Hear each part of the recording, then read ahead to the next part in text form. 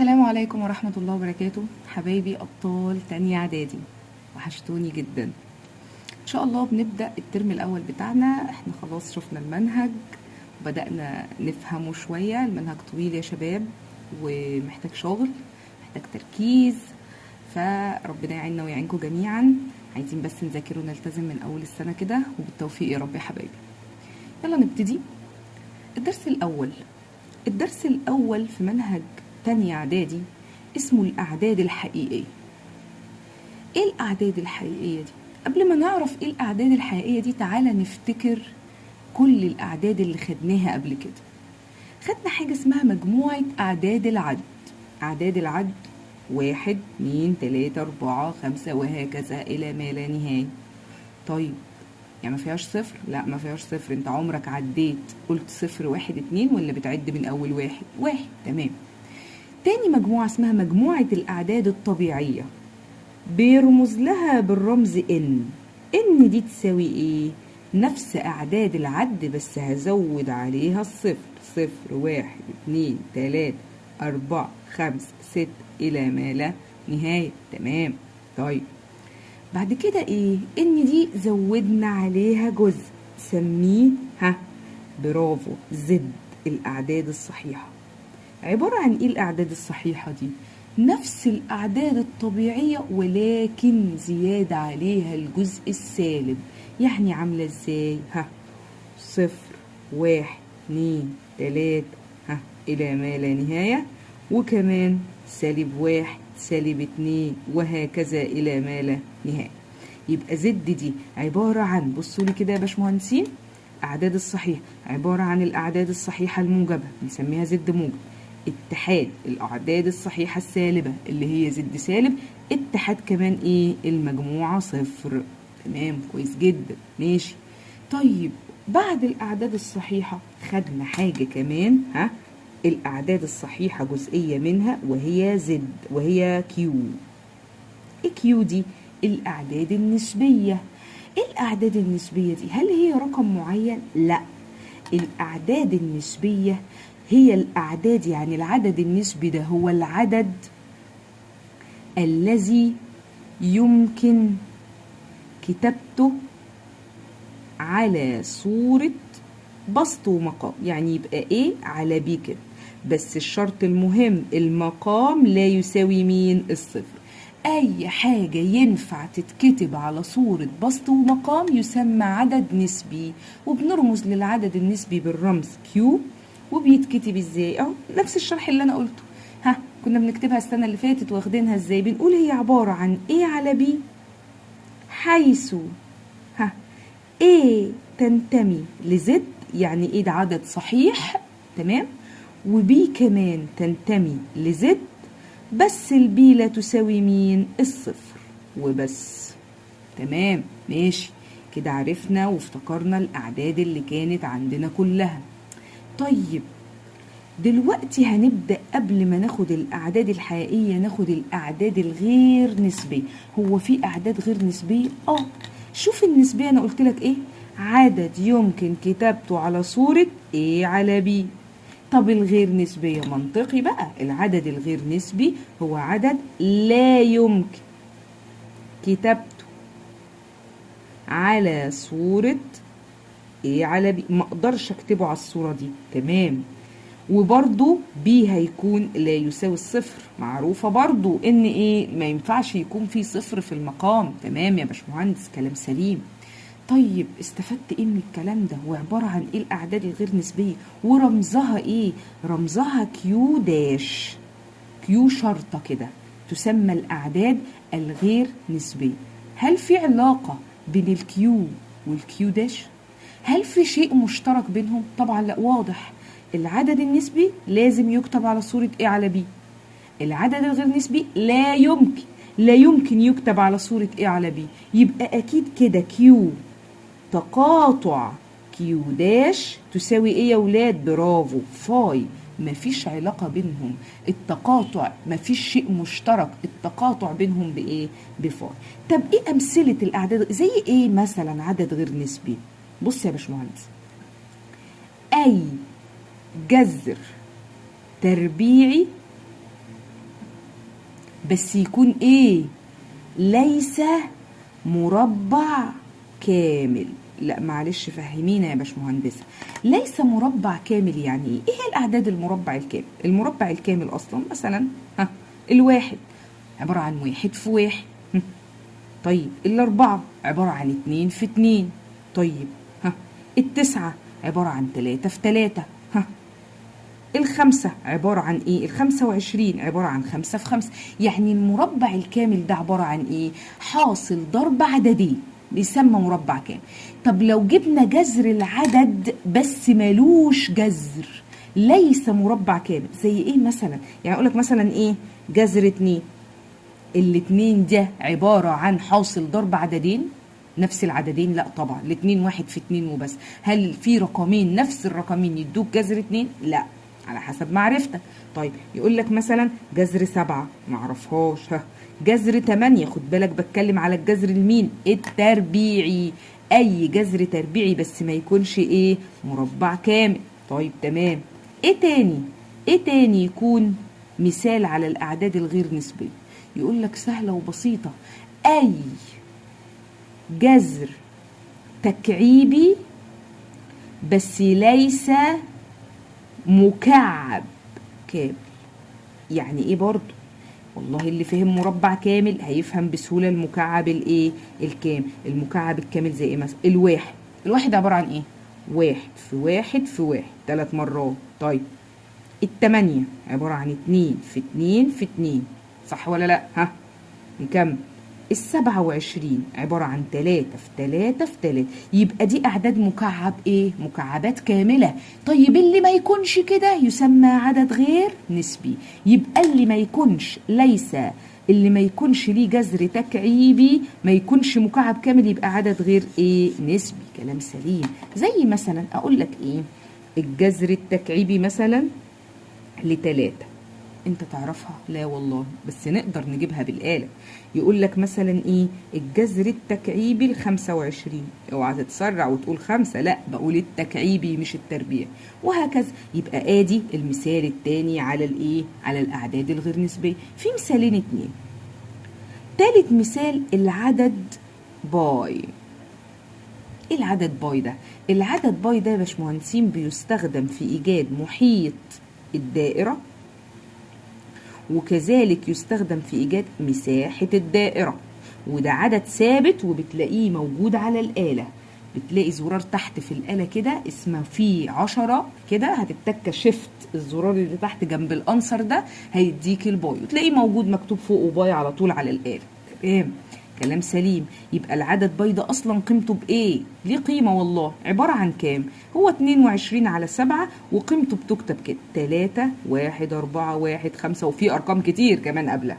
يبقى ده يسمى عدد غير ايه؟ نسبي. بس احنا على طول متعودين نختصر وبنقوله 3 و14 من 100. يبقى العدد باي عدد غير نسبي. رابع مثال على الأعداد الغير نسبية، أيوه، العدد فاي، وبنكتبه بالشكل ده. فاي دي العدد فاي، تمام؟ عدد برضو غير نسبي، وبيكون بكام؟ فاي ده يساوي كده 1 علامة 6 1 8، وبرضو قبلهم ايه؟ أعداد كتيرة قوي. عبارة عن ايه فاي ده؟ فاي ده يا باشمهندسين عدد موجود حوالينا في الرياضة كتير، ولو حبيت أكلمكم عنه هياخد لنا فيديوهات، ولكن مش موضوعنا. موجود في ظواهر كتير في الطبيعة على فكرة حواليك، تلاقي نتيجها يديلك العدد فاي. بنسميه كمان، خد بالك، النسبة الذهبية. وبنعود نفسنا النسبة الذهبية اللي هو العدد فاي نكتبه بالشكل ده.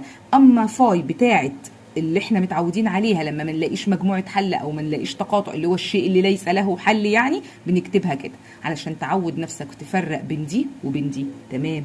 ادي امثله الاعداد الغير نسبيه. نقولها تاني. يبقى الاعداد الغير نسبيه لو لقيت اي جذر ملوش مربع كامل، جذر 2 جذر 3 جذر 7 جذر 6، الارقام دي ملهاش رقم هضروب في نفسه، يبقى ده عدد غير نسبي. طب لو لقيت عدد جذر بس ملوش مكعب كامل، يعني مثلا جذر 3 جذر 7 جذر 9 جذر التكعيبي طبعا، يبقى ده ايه؟ عدد غير نسبي. وكمان عددين، العدد باي والعدد فاي، وبس. شكرا، مش مطلوب منك خالص غير كده.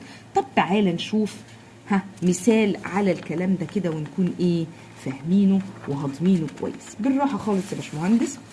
اهي بيقول لي ايه؟ اي الاعداد التالية نسبي وايها غير نسبي. بالراحة وركز.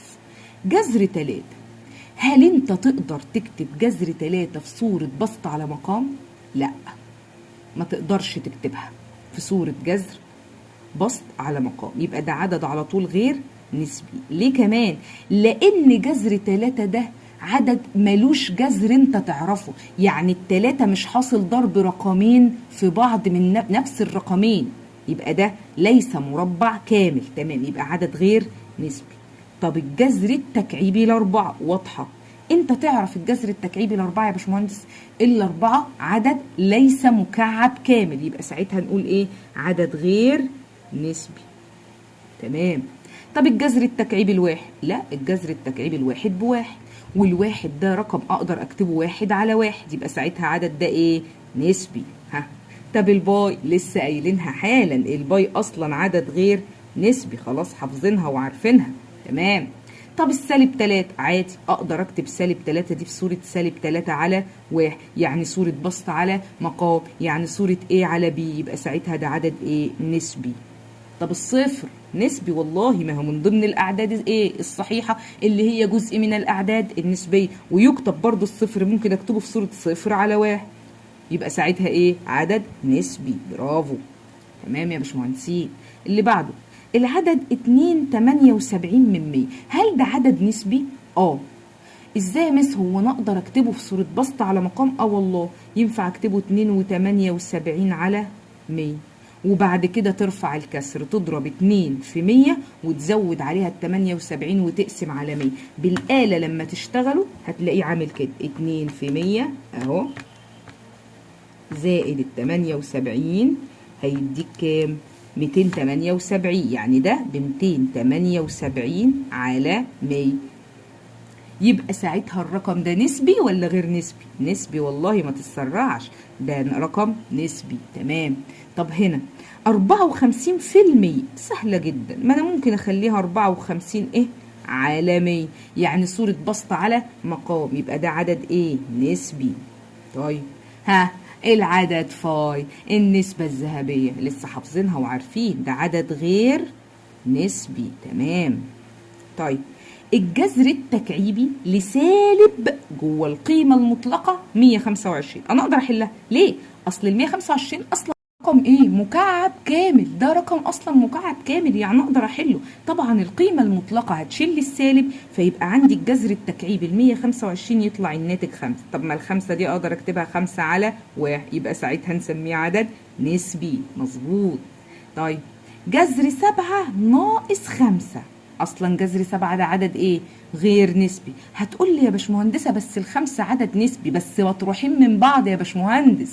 جذر 7 ناقص 5 ده عدد غير نسبي، ما اقدرش اكتبه في صوره بسط على مقام. طب وده 2.5 ولكن في علامة فوق ال5 كده بار، بنقول عليها دائر، وخدناها السنة اللي فاتت والله كتير. بنعمل فيها ايه؟ ولا حاجة، كل المطلوب منك تمسك آلتك وتكتب الرقم ده 2 علامة، وتكتب ال5 تكررها كتير، تملى بيها شاشة الآلة وتشوف الناتج كام. هيطلع معاك 23/9. 23/9 إلا، طب ما هو 23/9 ده ايه؟ بسط ومقام، يبقى ده عدد ايه؟ نسبي. برافو، مظبوط. تمام، يعني ما فيهاش مشكلة. من الآخر أي عدد في الدنيا أقدر أوصله إنه يبقى بسط على مقام، نسبي. طب العدد اللي ما أقدرش أوصله يبقى بسط على مقام، ساعتها يبقى غير نسبي. تمام يا دكاترة، كويس قوي. طيب ايه بقى بالتقريب؟ ما انت بتقولي يا باشمهندسه انا ما اعرفش جذر 7 بكام، ما اعرفش جذر 3 بكام، ما اعرفش الاعداد الغير نسبيه دي بكام بالظبط، بجيبها نسب تقريبيه. بس اللي اعرفه عن التقريب ده يتقرب ازاي؟ ركز معايا يا باشمهندس. القيمه التقريبيه للعدد الغير نسبي بعرفها ازاي؟ بص من الاخر، اي عدد غير نسبي يكون واقع بين عددين نسبيين. يعني ايه الكلام ده يا باشمهندس؟ يعني يا عم اي عدد غير نسبي في حياتك هتلاقيه واقع بين عددين ايه؟ نسبيين. ازاي؟ اديني مثال. بص كده على طول مثال، بيقول لك اوجد عددين صحيحين متتاليين يقع بينهما الاعداد الاتيه. بص كده، جذر 18 واقع بين عددين صحيحين. ليه؟ لانك لسه قايله يا باشمهندسه العدد الغير نسبي بيكون واقع بين عددين مين؟ نسبيين. يبقى الغير نسبي اي عدد غير نسبي واقع بين عددين مين؟ نسبيين. سهله. يعني معنى كده يا باشمهندس ان جذر 18 واقع بين عددين نسبيين. اعرفهم منين؟ صلى على النبي عليه افضل الصلاه والسلام. والله انا هجيب آلتي واتك كده اهو عليها واقول جذر 18 بكام. جبت قيمته طلع على الايه؟ بص قيمته على الآلة، قيمته معايا على الآلة طلعت 4 علامة 2 4 وارقام بقى 2 6 وهكذا ارقام كتير. يعني قول 4 و2 من 10. جذر ال 18 ده ب4 و2 من ايه؟ من 10. طب ما هو يبقى واقع بين ايه وايه ده؟ ال4 و2 من 10. يبقى اكيد يقع بين ال4 وال5. بس بسيطه خالص. يقع بين ال4 ويقع بين الايه؟ ال5. يعني الجذر 18 ده اهو اقل من مين؟ اكبر من مين؟ 4. واقل من مين؟ 5. جبناها ازاي؟ بالآلة والله في ثانيه ولا تتعب نفسك. بس لان دي مكتوبه على صوره جذر يبقى لازم دي رخر على صوره جذر ودي رخر على صوره جذر. فالافضل ان احنا نخلي جذر كام يديك 4؟ جذر 16. وادي الجذر 18. طب جذر كام يديك 5؟ جذر 25. بس يا معلم، يبقى انت تجيبها بالآلة على طول وخلصنا. طيب يا باشمهندسة، هل يمكن رسمه على خط الأعداد؟ خط الأعداد أقدر أرسم عليه عدد غير نسبي؟ تقدر. تعال، ما أنا لسه قايله لك إنه بالتقريب بين إيه؟ ال4 وال5، وإنه بالظبط 4 و2 من 10 والأرقام اللي قبلها دي كلها ولا حاجة. أنت هتيجي جاي لي خط الأعداد راسمهولي كده وتقول لي مثلا أدي ال4 وأدي إيه؟ ال5. طيب الجذر 18 عبارة عن 4 و2 من 10. بالتقريب هخليها أكيد قريبة شوية من الأربعة كده. هحط قيمته بنقطة كده واكتب له جذر إيه؟ 18. بس أنا كده جبت قيمة العدد الغير نسبي. بسيطة. حلو. تمام. طب اللي بعده الجذر التكعيبي ل25. نفس اللي عملناه يا باشمهندس. همسك آلتي واكتب قيمة الجذر التكعيبي شيفت جذر 25 على الآلة. طلع معاك بص قيمته عامله ازاي بالآلة. طلع 2 علامة 9 2 4 وارقام كتير كده. يعني يقول 2 و9 من ايه؟ من 10. يبقى واقع بين مين ومين ده؟ هو 2 و9 من 10. يبقى واقع بين مين ومين يا باشمهندسين؟ سهل خالص. بين الاتنين والتلاتة. بين الاتنين والايه؟ والتلاتة. بس ده جذر ايه؟ تكعيبي. يعني لو حطيت الجذر التكعيبي ال25 ده أكبر من جذر تكعيب الحاجة بس تديني 2، وأقل من جذر تكعيب الحاجة تديني 3. يا واضحة. جذر التكعيب المين يديك 2 لل8. برافو. طب الجذر التكعيب المين يديك 3 لل27. هل أقدر أرسمه على خط الأعداد؟ طبعا يا باشمهندس. نفس الفكرة اللي فات. هتحط لي خط الأعداد كده وتقول إنه واقع بين الاتنين ومين؟ والتلاتة. ادي الاتنين وادي التلاتة، وهو عبارة عن 2 وايه؟ و9 من 10. يبقى تقربهولي من التلاتة كده يا باشمهندس وتحطهولي جذر التكعيبي لل25. شكرا. بس ما فيهاش اي حاجة اكتر من كده. سهلة وبسيطة. يبقى لما باجي اقرب اوجد القيمة التقريبية لعدد غير نسبي يبقى بعمل ايه؟ بجيب قيمته على الآلة عشان اعرف هو واقع بين انهي عددين نسبيين، وبعد بجيب القيمة دي لو تربيعي اربع العدد ده والعدد ده واحطها في صيغة المقارنة دي. طب ولو تكعيبي اكعب العدد ده والعدد ده واحطها في صيغة المقارنة دي وارسمه على خط الاعداد على طول. تمام. سهلة وبسيطة ما فيهاش اي حاجة. طيب لحد دلوقتي يا باشمهندسة انا ما سمعتش سيرة الاعداد الحقيقية خالص. مفروض عنوان الدرس الاعداد الحقيقية. احنا اتكلمنا عن الاعداد الغير نسبيه، طبعا طبعا مهمه.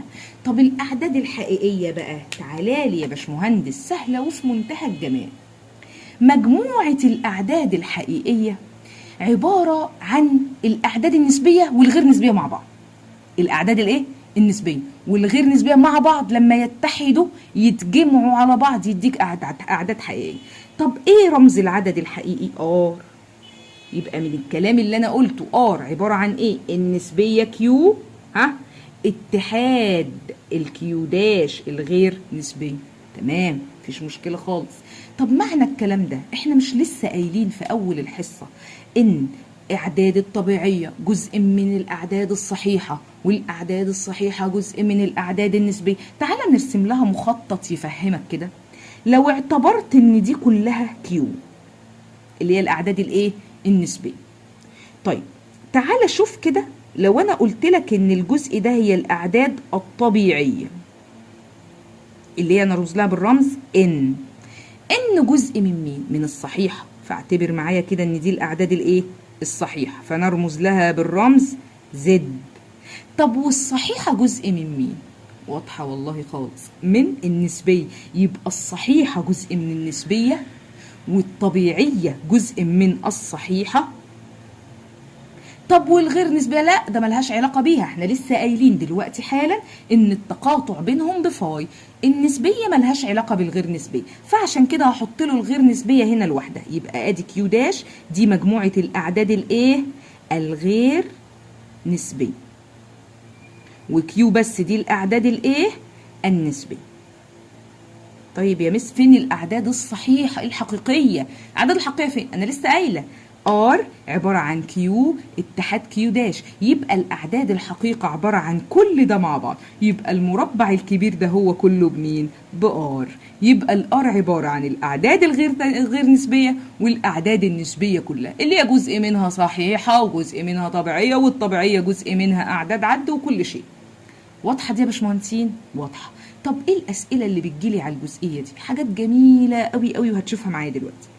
طبعا نفتكر مع بعض الرموز. الرمز ده اسمه ايه؟ ينتمي.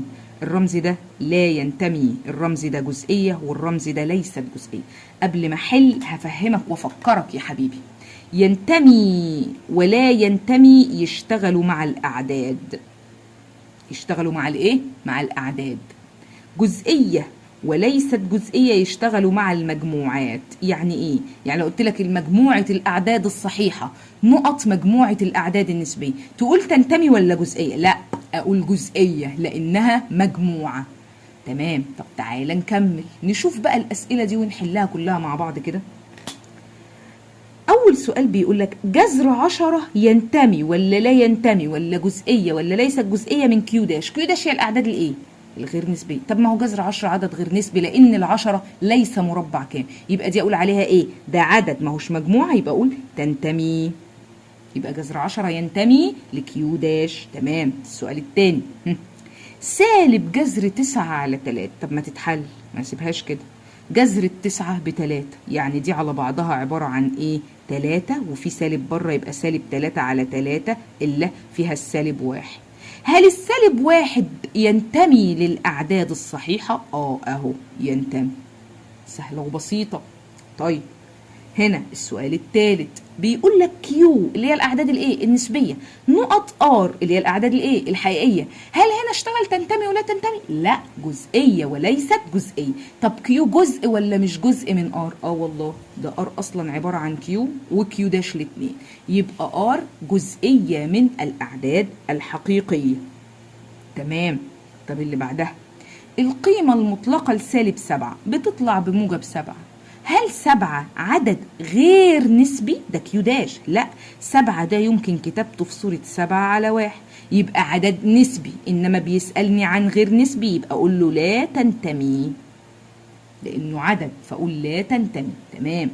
طيب اللي بعدها السؤال رقم 5 كاتب لي مجموعة. الرقم الأولاني الجذر التكعيبي ل8. طب ما حله ب2 معروفة، والرقم التاني جذر 9 إلا ب3، يعني ده باتنين وده بتلاتة ودي مجموعة. هل الاتنين والتلاتة عدد غير نسبي؟ لا والله، ده الاتنين ينفع تبقى 2/1 والتلاتة ينفع 3/1، يعني يمكن كتابتها في صورة بسط ومقام. برافو. يبقى ما ينفعش اقول عليها غير نسبي. طب اقول لا تنتمي؟ لا، ليست جزئية. ليه؟ لانها مجموعة عددين، الاعداد المفردة بس اللي اقول عليها تنتمي او لا تنتمي. تمام. طب الجذر سالب 25، هو في جذر تكعيبي العدد سالب؟ الكلام ده مفيش حاجه اسمها كده في ار. اما نكبر شويه ان شاء الله هناخدها في ايه، في اولى ثانوي، وناخد العدد المركب. ولكن تحت الجذر لحد دلوقتي مفيش حاجه اسمها سالب تحت الجذر، فساعتها نقول ايه؟ لا تنتمي الار. يا مس ده 25 جذرها 5. لا يا حبيبتي، دي سالب 25، ما ينفعش، غلط. تمام. طيب ماشي. هل دي كل الأسئلة اللي بتجيلي؟ لا. سؤال تاني يجي يقول لك أوجد مجموعة حل المعادلات، وأدي معادلة وأدي معادلة. هنا بيقول لك حيث آر إكس تنتمي الآر، يعني هاتها لي إيه؟ في آر. وهنا برضو إكس تنتمي بس الآر إيه؟ داش. وأنا عايزة أحل المعادلة دي والمعادلة دي. والله العظيم بسيطة ما فيها حاجة.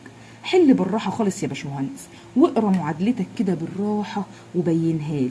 كاتب لك 7 إكس أس 2 ناقص 2 وربع تساوي 5 إكس أس 2 زائد 51 و3/4. ده في إكسات وفي أرقام. طب ما خلي الإكسات في طرف والأرقام في طرف. إزاي؟ دي 5 إكس أس 2 كنا بنحلها ايه السنة اللي فاتت، نوديها الناحية دي بإشارة سالبة، ودي سالب 2 وربع تروح الناحية دي بس بإشارة موجبة. تمام. طيب يلا بالراحة.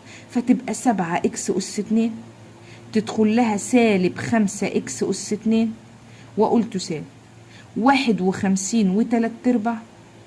ها دي سالبة تروح تبقى بالموجب، موجب 2 وربع. شغل مخك يا باشمهندس وبالراحه خالص ولا حاجه. اقول له ده بسيطه. يلا ها 7 إكس تربيع ناقص 5 إكس تربيع، 7 ناقص 5 ب2 إكس أس 2 تساوي اللي هتجمع 51 و3/4 و2 وربع. كنا بنجمعها في ابتدائي والله، ولكن الفاهم يجمع، عايز تعملها على الآلة مفيش مشكلة، ولكن هي بسيطة خالص. 51 و2 تبقى 53، وأدي 3/4 وربع يبقى 1 صحيح. 53 و1 تبقى 54 على طول. عايز تجيبها على الآلة براحتك يا قلبي. وبعدين هقسم يمين وشمال على معامل السين تربيع. تمام. الاتنين تطير مع الاتنين، يتبقى لي إكس أس 2 تساوي 54 على الاتنين. ها فيها الكام؟ والله المفروض تشغل مخك يا باشمهندس، بس تعالى نقول انك مش عارف. هاتها على الآلة، هتطلع معاك 27. إكس تربيع ب27. كنا بنكتب ونقول بأخذ الجذر التربيعي للطرفين. خد كده الجذر التربيعي للطرفين، هاخد الناحية دي جذر والناحية دي جذر، يقوم الجذر ده طاير مع التربيع، فيتبقى لي ان الإكس تساوي جذر 27. ده عدد ايه ده؟ نسبي ام غير نسبي؟ غير نسبي، لان لا يمكن كتابته على صورة بسط ومقام، ده عدد غير نسبي. طيب اسيبها كده. بص هو بيقول لك حيث إكس تنتمي الآر. طب الأعداد الغير نسبية جزئية من الآر؟ نعم. يبقى أنا أقول له إيه لما ألاقيها كده؟ أقول له يبقى مجموعة الحل ها إكس تساوي أهو، مجموعة الحل تساوي جذر 27، واسيبها في حالها كده. بس يا عم أنت كده خلصت، سهلة وبسيطة. طب تعالى نشوف اللي جنبها.